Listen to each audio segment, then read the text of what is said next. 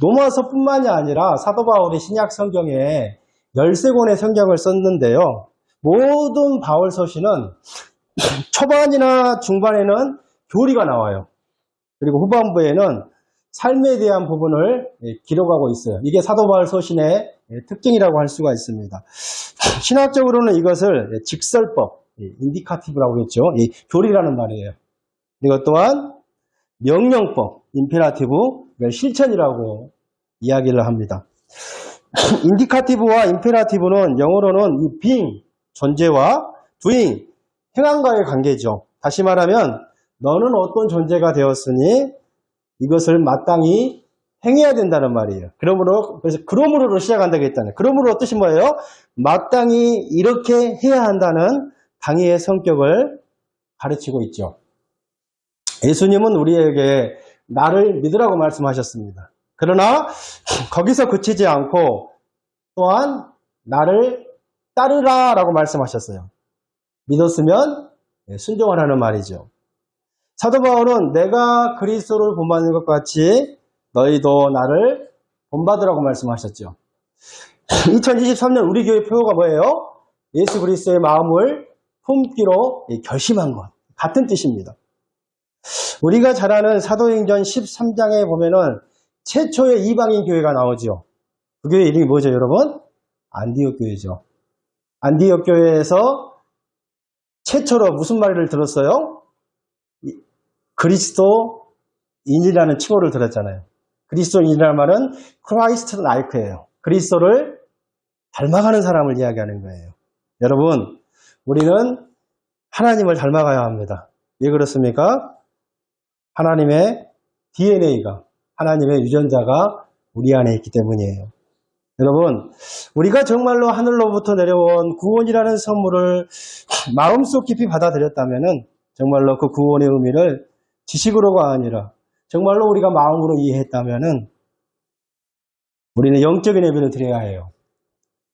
영적인 예배가 무엇이라겠죠? 제가 지난주에 더 원문에 가까운 의미는 영적인 예배, 이치에 맞는 예배. 우리는 합당한 예배를 드려야 합니다. 자, 그렇다면 여러분, 영적인 예배, 합당한 예배란 무엇입니까? 총 4가지가 있는데요. 우리가 지난 시간에 2가지를 살펴봤어요. 첫 번째는 뭐였어요? 부정적인 거 하나, 이 세대를 본받지 않는 거예요. 이 세대를 본받지 않는다는 말이 무엇이었습니까? 이 세상에는 이 세상을 지배하는 잘못된 틀이 있다고 그랬어요. 제가 붕어빵 이야기를 했잖아요. 잘못된 구조, 잘못된 시스템이 있다고 했어요. 그것이 뭐라고 했습니까? 물질 만능주의라고 했습니다. 돈이면 다 된다고 때기 때문에 더 많이 가져야 하고 더 욕심을 부리고 더 성공해야 한다는 거였어요. 또한 세속주의라고 했습니다. 하나님을 불신하고 교회를 대적하고 인간이 하나님이 될 수 있다는 뉴에이지 운동 같은 것들입니다. 또한 인권이나 자유를 주장하면서 동성연애를 합법화하는 것이라고 그랬죠. 또한 상대주의라고 했어요. 상대주의는 절대 진리를 부인합니다. 평화를 추구해요. 좋아요. 사랑을 추구합니다. 일치를 추구해요. 어려운 사람을 도와주는 구제 좋지요. 그러나 절대 진리를 부인해요. 우리도 구원이 있고 너희 종교도 구원이 있다. 종교 통합을 주장하죠. 다원주의를 주장하는 거예요. 이런 신기루와 같은 그것에 자꾸 밀어넣지 말란 말이에요. 그게 세상을 본받지 말라는 말입니다. 두 번째는 우리 몸을 산제물로 드리는 것이라고 했죠. 우리 몸을 산제물로 드린다는 말이 무엇이었습니까? 우리의 몸뚱아리, 우리의 몸을 쾌락의 도구, 불의의 도구가 아니라 하나님이 원하시는 의의 도구, 선한 도구로 사용해야 된다고 말씀드렸어요. 우리 몸은 지성소라고 했잖아요. 성령 하나님이 거주하시는 거룩한 성전이기 때문에 우리는 우리 몸과 마음과 영혼을 거룩히 드려야 합니다. 지난주에 제가 칼을 예화로 드렸죠. 칼은 중립이에요. 최원희 사모님 뭐 끼고 뭡니까 지금? 남편이 돈을 많이 못 벌어가지고 젓가락을 끼고 있는 것 같은데 칼은 중립을 의미한다고 그랬었어요. 가족을 위해 맛있는 음식을 준비할 수 있는 쓰일 수도 있고요. 도둑이 도둑질하는데 사용될 수 있다고 말씀드렸습니다. 우리 몸을 하나님이 기뻐하시는데 올바른데, 선한데 사용하시기를 바랍니다. 자, 세 번째는요, 한번 따라해 보실까요? 우리의 마음이 새롭게 변화되어야 합니다. 네. 자, 2절 보시면 뭐라고 나왔어요? 오직 마음을 새롭게 함으로 변화를 받아.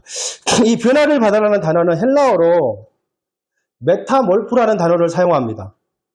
이 말은요, 자연계에 사용되는데 아주 재밌는 단어입니다. 보잘것없는 애벌레가 아름다운 나비로 변하는 것을 설명할 때 이 단어를 사용했다는 거예요. 윤도현의 나는 나비라는 노래가 갑자기 생각이 나더라고요. 우리 막내 아들이 잘 부르는 노래인데, 나는 아주 작은 애벌레, 이런 가사가 있죠.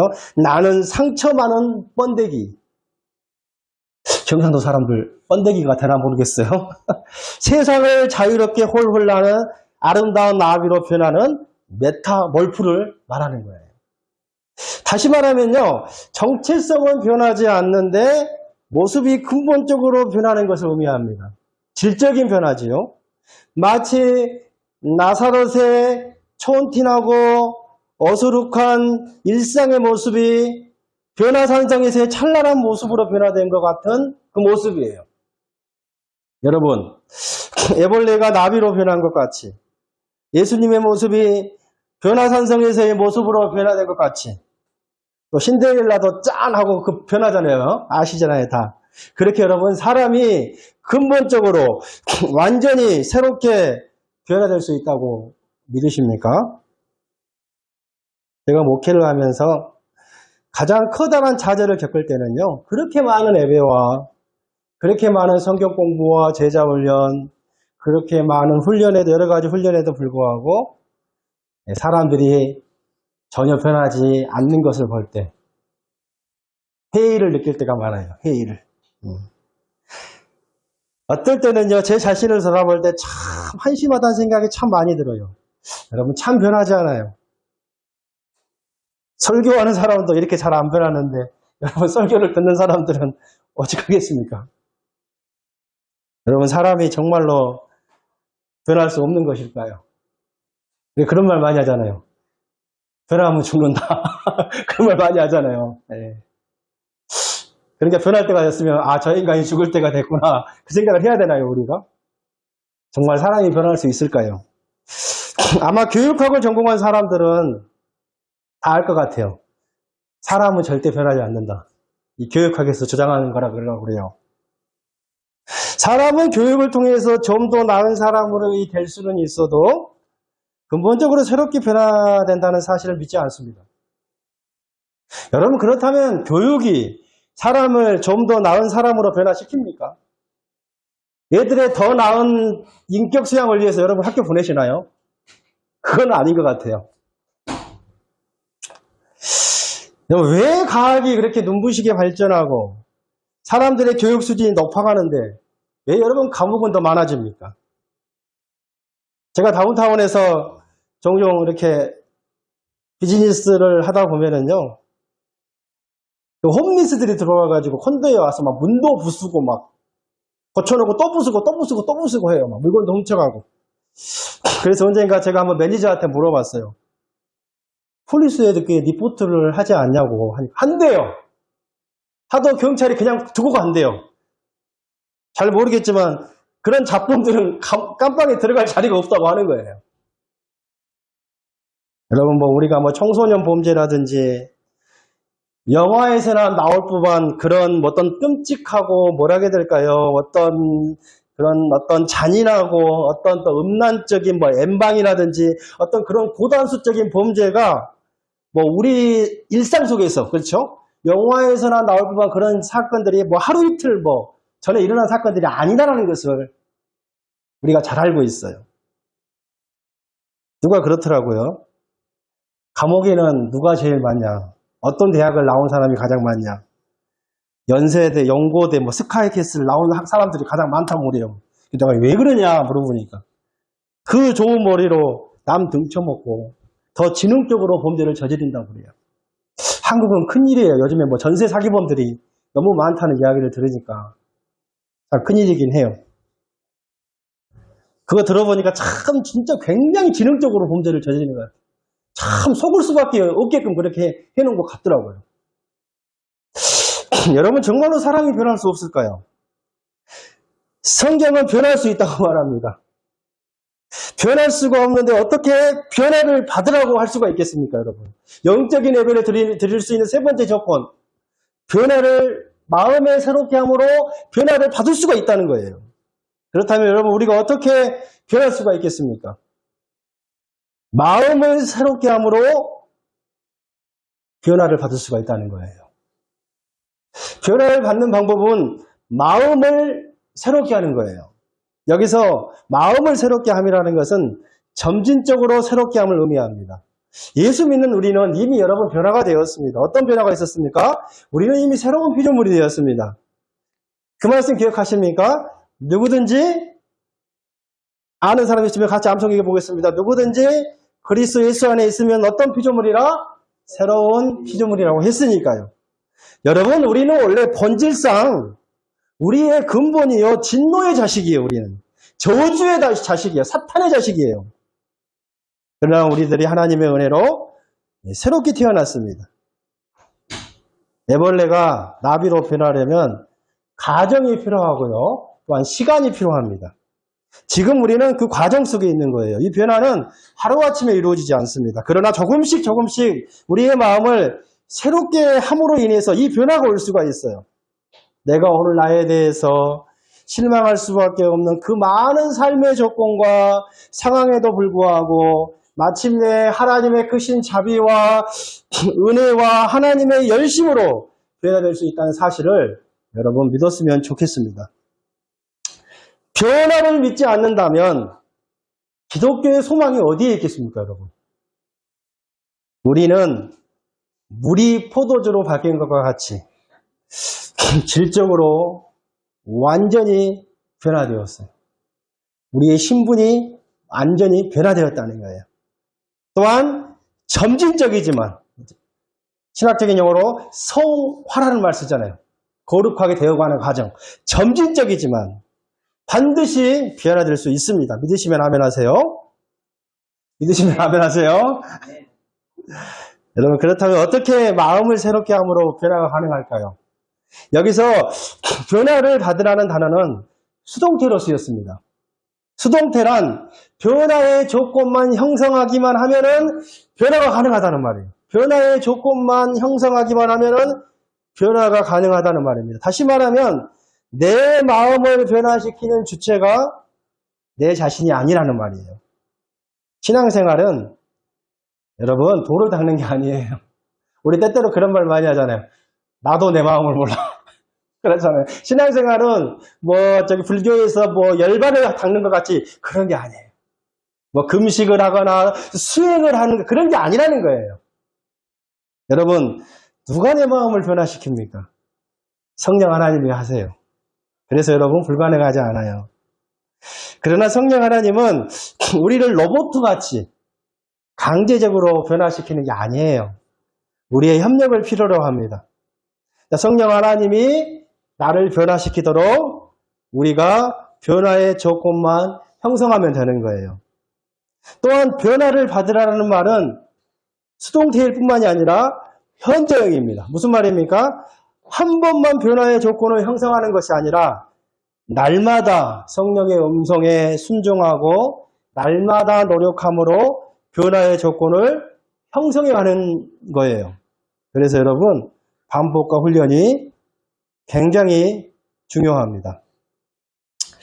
그렇다면 어떤 조건을 형성해야 되겠습니까? 소극적으로 말하면 우선요 우리의 마음이 부패될 수 있는 상황이나 어떤 사건이나 사람을 멀리 하셔야 해요. 가까이 하다 보면은 더럽힘을 받게 됩니다. 구사성어 중에 금묵자흑이라는 말이 있잖아요. 먹을 가까이 하는 사람은 검어진다는 뜻입니다. 나쁜 사람과 가까이 지내면 나쁜 버릇에 물들기 쉽다는 거예요. 그래서 우리 친구 따라 강남 간다 그런 말 많이 하잖아요. 끼리끼리 논다 철옥은 동생이다 다 같은 말이에요. 그 친구를 보면은 그 사람을 알 수 있다는 말이지 않겠습니까? 혹시 우리들의 마음을 더럽게 하고 하나님은 몰리 만드는 못난물, 어떤 우리들의 컴퓨터, 노트북, 스마트폰을 점검해 볼 필요성이 있겠죠. 혹시 이 엔텍 문화가 좋기는 하지만은 또 우리 자녀들이 너무 게임 중독들에 이런 것들에 어떤 우리가 온라인으로 만나기 때문에 어떤 우울증의 원인들, 외로움의 원인들, 고립의 원인들이 여기에도 많이 있는 거예요. 가상의 여기에서도 막 범죄를 또 이렇게 심각하게도 생각한다고 이렇게 학자들이 또 이야기를 하잖아요. 또 나아가 마땅히 우리가 그리스도인으로서 혹시 가지 말아야 할 곳들은 가고 있지는 않습니까?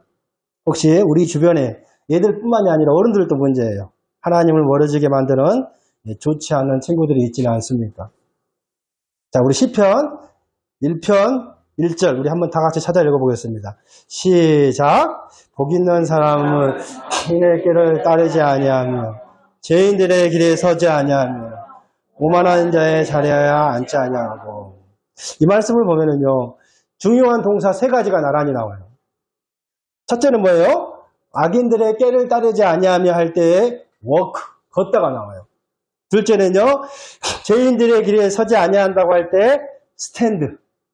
셋째는요, 오만한 자들의 자리에 앉지 아니하다고 한데 sit. 이 세 개의 단어가 나옵니다. 여러분 어떻게 돼요? 걷다 보면은 서게 되고 서다 보면 어떻게 해요? 벌써 주저앉게 된다는 거예요. 그러므로 아예 처음부터 악인들의 길을 거부해야 돼요. 그게 바로 소극적인 복 있는 사람의 특징이에요. 여러분, 하나님이 원하시지 않고 하나님의 말씀의 원칙에 분명히 어긋날 경우 비록 내가 지불해야 될 희생이 있어요. 내가 지불해야 할 손해가 있어요. 또 반드시 대가가 따라요.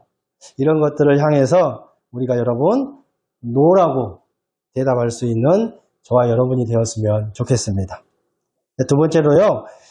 적극적으로 우리가 한번 더 따라해 보시겠습니다. 경건한 삶을 살도록 훈련해야 합니다. 예, 하나님의 열심으로 우리를 변화시킬 거예요. 그러나 우리도 변화되기 위해서는 우리의 책임을 다 감당해야 합니다. 여러분 경험해봐서 알겠지만은요, 가끔 휴가도 다녀오고 출장도 갔다 오면은 사무실이라든지 집에 책상에 먼지가 쌓여 있잖아요. 그렇잖아요. 우리 휴가 가기 전에 집을 막 청소해놓고 정리해놓고 가잖아요. 근데 분명히 아무도 들어오지 않았어요. 문도 닫아놨어요. 근데 먼지가 쌓인 거예요. 참 놀라운 일이죠. 그래서 우리는 정기적으로 청소를 하고 와요. 제 아내가 그 바쁜 와중에서도 아침에 우리 잘 안 도와줘요. 남자들은 잘 안 도와주는 것 같아요. 열심히 땀 흘리게 또 청소를 하고 오더라고요. 여러분, 우리도 마찬가지입니다. 가만히 놔두면 현상 유지하면 좋지요. 가만히 놔두면 여러분, 나는 그래요. 몸무게 빼는 것도 훌륭하지만 요즘은 현상 유지만 하는 것도 훌륭하다고 생각합니다. 그렇잖아요. 현상 유지하는 것도 어렵잖아요. 근데 여러분, 가만히 놔두면 현상 유지를 하는 게 아니에요. 사무실에 집안에 먼지가 쌓인 것 같이 자꾸 우리 생각은 부정적으로 흘러가요. 그게 정상이에요. 우리는 죄가 있어서 죄를 짓는 사람들이 아니에요. 죄인으로 태어났기 때문에 죄를 지을 수밖에 없어요. 그래서 가만히 놔두면 안 돼요. 자꾸 부정적으로 흘러가요. 인생 있냐, 이게 회의적인 생각이 드는 거예요. 그래서 어제 저희 부부가 일했을 때 우리 다니엘한테 너 베드로전서 후서 다 읽어야 된다고. 청소년부 저 보세요. 요즘 성경 카톡이 잘 안 올라오는 것 같던데 장학금이 너무 적어서입니까? 요즘에는 아무도 잘 안 올리는 것 같던데 읽으셔야 돼요. 정말로 우리가 가만히 있으면은요, 매너리즘에 빠져서 아무것도 하기 싫고요, 모든 것이 귀찮아질 때가 있어요. 엊그저께 우리 다희씨가 저한테 그러더라고요. 아빠 방학인데 집에서 노니까 미쳐버리겠어 그러더라고요. 여러분, 일하는 것도 힘든데요, 노는 것도 진짜 힘들잖아요. 그래서 하나님께서 범죄하기 전에 인간에게 노동을 주신 겁니다. 아담이 에덴동 범죄하기 전에 에덴 동산을 관리하고 그런 동산지기의 사명을 하나님이 주셨잖아요. 새들 이름도 지어지고 동물 이름도 지어지고. 네. 일도 필요하지. 일이 필요해요, 반드시. 힘도 필요하지만 일도 필요한다는 거예요. 여러분, 우리가 날마다 여러분 청소해야 되는 건 무엇이에요? 우리가 날마다 해야 하는 청소, 경건한 삶을 살 수 있도록 우리 마음을 청소해야 된다는 거예요. 훈련해야 된다는 거예요. 뭐 구체적으로 어떤 것들이 있을까요? 여러분, 꾸준히 기도하고 말씀을 묵상하는 것이고요. 큐티를 하는 것이고, 정기적으로 우리가 예배를 드리는 것이고, 또 성경 공부에 참여해야 합니다. 또 만나면은 좋은 사람들이 있잖아요. 더 나아가서 신앙의 자극을 받게 되는 사람들이 있어요. 그런 사람들을 좀 가까이 하실 수 있으면 좋겠습니다. 또한 영감 있는 찬양을 듣고 부르기를 추천합니다. 또한 좋은 마음, 긍정적인 마음을 가지도록 노력했으면 좋겠어요. 여러분, 힘들어도 웃으려고 노력하세요. 행복한 일이 있어서 웃는 게 아니잖아요. 알잖아요, 우리가 다. 웃으면 복이 온다는 말이 있어요. 웃으면 복이 찾아오는 거예요. 행복한 거예요. 할 수만 있다면 부정적인 마음을 뒤로하시고 여러분 날마다 기뻐하는 마음, 은혜로운 마음, 배려하는 마음, 사랑하는 마음, 또 뭐가 있을까요? 용서하는 마음, 넓은 마음, 남을 도와주려고 하는 마음, 상대방의 입장에서 서려는 그런 조건들을 우리가 형성해야 된다는 거예요. 그런 조건들을 우리 마음밭을 만들어 가야 된다는 거예요. 그럴 때 우리가 날마다 새롭게 변화된다는 거예요. 어떤 한 목사님이 이번 주에 유튜브를 통해서 설교를 들었는데 그런 책을 소개하더라고요. 한번 따라해 보실까요? 사랑하려면 예수님처럼. 늘 우리가 늘상 교회에서 가장 많이 듣는 것이 사랑이잖아요. 예수님의 사랑인데 아침에 새벽에 일하려고 하는데 너무 마음에 이렇게 꽉 부딪히는 것이 있어요. 야, 사랑하려면 예수님처럼. 야, 내가 참 목사지만 야, 조건부 사랑을 많이 했네. 인스턴트 사랑을 많이 했네. 내가 해줬는데 뭘 안 들어왔을 때 여러분 우리 마음에 어떤 마음이 있어요? 아, 참 서운하네. 그런 말들 있잖아요. 그런 마음들. 근데 그래요. 아, 사랑하려면 예수님처럼. 그래. 우리가 그리스도인이라 하잖아요. 성도라고 하잖아요. 예수님의 제자라고 그러잖아요. 그러면 어떻게 해야 돼요? 아, 그래도 세상 사람들과 똑같이 사랑하면 안 되잖아요. 사랑하려면 아, 예수님처럼 사랑해야 되겠구나. 그 설교를 듣고 제가 그런 다짐을 좀 많이 해봤어요. 여러분, 첫 술에 배부를 수 없어요.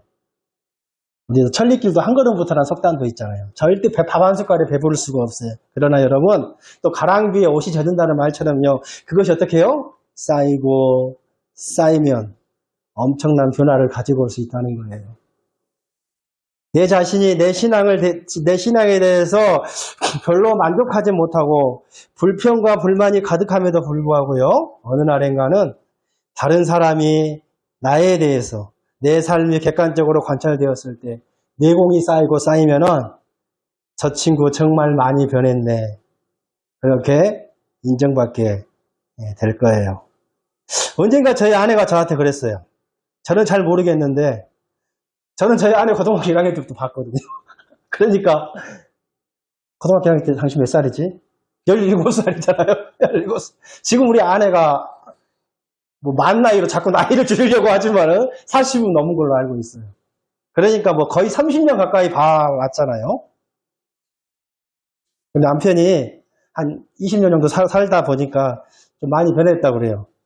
죽을 날이 다가왔나? 아무튼 좋은 쪽으로 많이 변했다고 그래요. 여러분, 우리가 날마다 마음을 새롭게 함으로 변화를 받는다면 그 윤도현의 가사처럼 작은 상처받은 애벌레 같은 우리가 날개를 활짝 피는 나비같이 우리도 아름답게 변화될 줄 믿어 의심치 않습니다.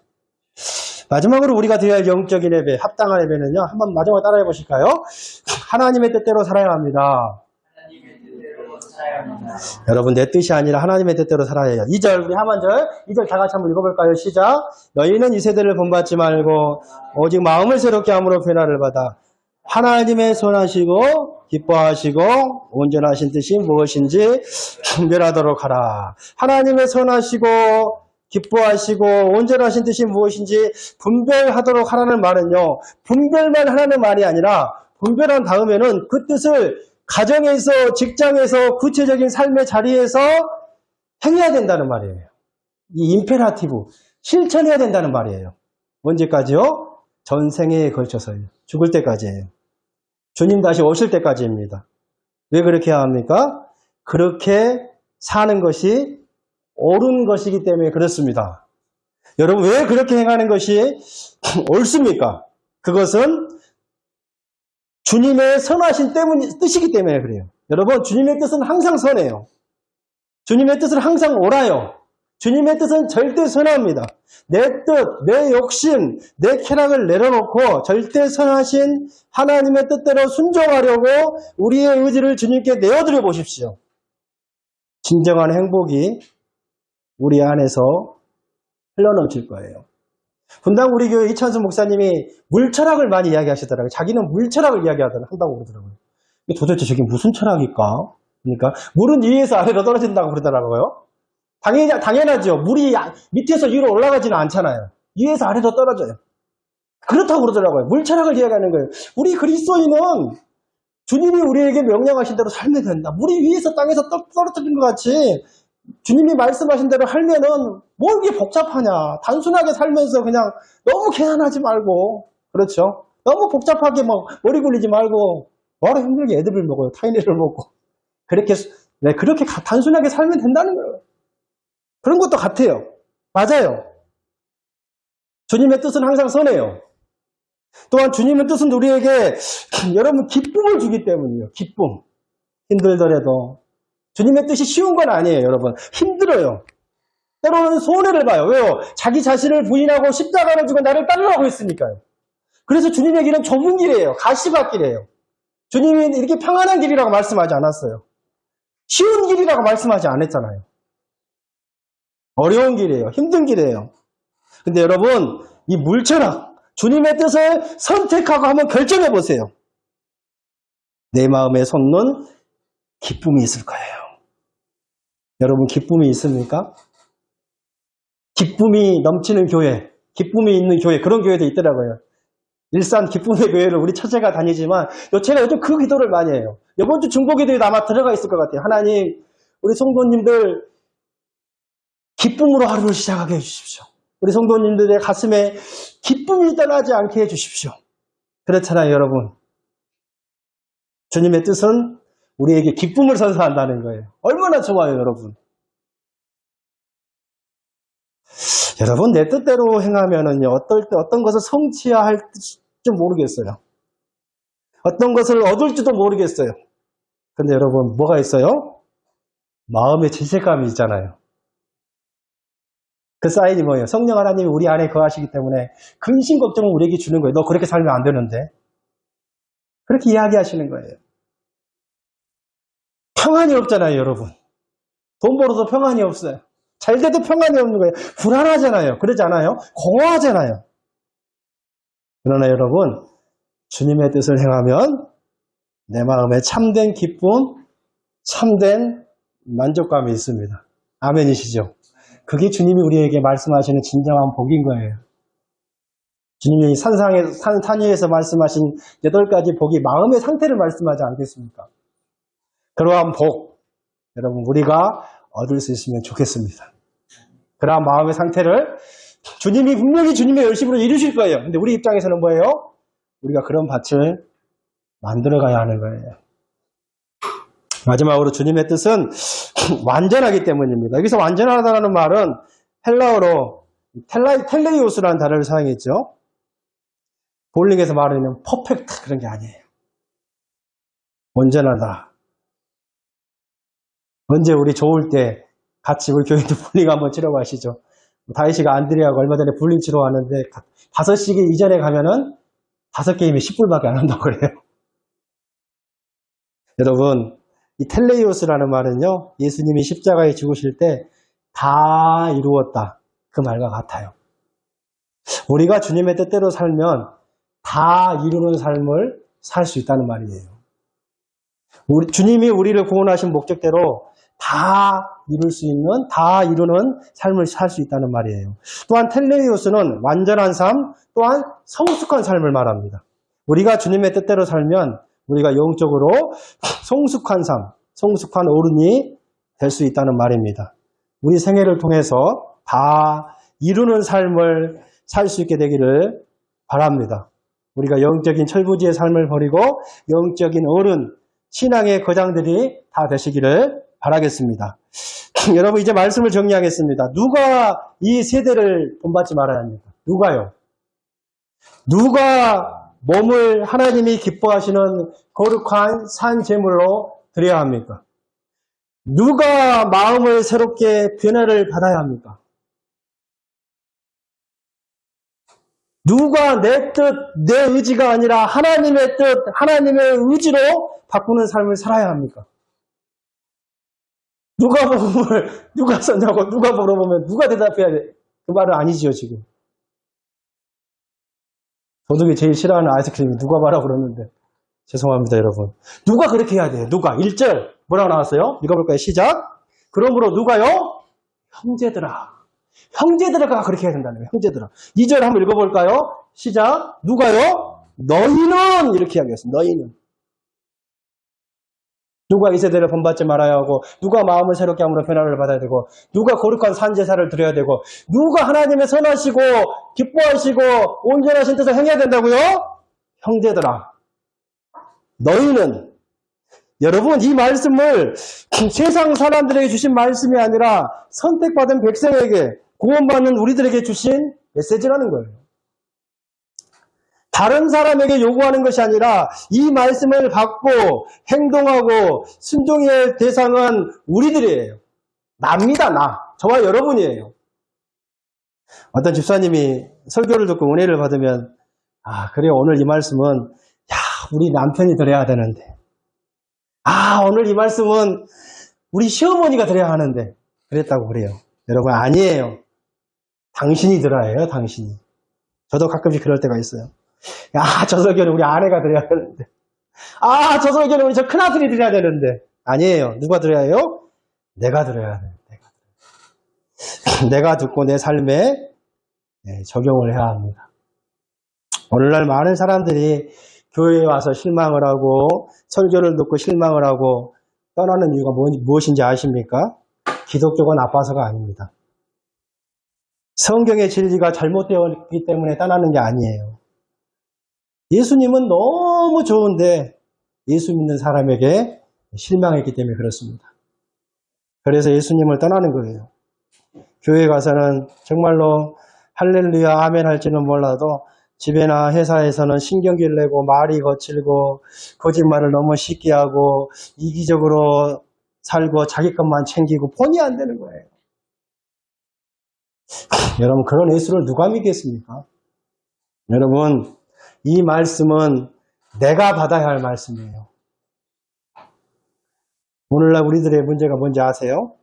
구원은 있는데 구원받는 삶이 없다고 그러잖아요. 그래서 우리 그런 말 많이 하잖아요. 예수 믿는 사람들은 입만 살았다고 그러잖아요. 예수 믿는 사람이 물에 퐁 빠졌는데 뭐만 뜬다고 그래요? 예? 이야기해 보세요. 뭐만 뜬대요? 입? 왜요? 입만 살아가지고. 요즘에는 엉덩이도 뜬다고 그래요. 엉덩이가. 왜요? 물고기랑 이야기하더라고. 구원은 있는데 구원받은 삶이 없다는 거예요. 예수는 믿는데 예수는 따르지 않습니다. 로마서 1장 11장부터 11장까지인데 12장부터 16장까지가 없다는 거예요. 복음을 믿고 선포하는데 복음을 보여주지 못합니다. 그래서 기독교가 타락하고 별 볼 일이 없고 영향력을 미치지 못한다는 거죠. 이슬람의 가장 큰 영향력은 뭐라고요? 라마단 기간이라고 하잖아요. 그렇게 거짓 종교를 믿고 그렇잖아요. 살아계신 하나님을 믿지 않음에도 불구하고 어떤 그들의 어떤 남아간이라는 그 어떤 행위가 그렇게 사람들을 변화시킨다는 거예요. 거짓 종교도예요. 가짜 종교도. 여러분 숫자가 많다고 진리가 아닙니다. 참된 진리는 영향력을 끼치는 거예요. 그래서 사람을 변화시키는 것입니다. 구원받은 사람만이 구원받은 삶을 살 수 있다는 것을 깨달았으면 좋겠습니다. 진심으로 우리가 저와 여러분부터가 이 세상을 카피하지 말고요. 내 몸을 거룩하게 주님께 드리시고요. 마음의 변화를 받고요. 하나님의 뜻을 행함으로 말미암아 정말로 우리가 영적인 예배, 이치에 맞는 합당한 예배를 드릴 수 있게 되기를 간절히 축원드리겠습니다.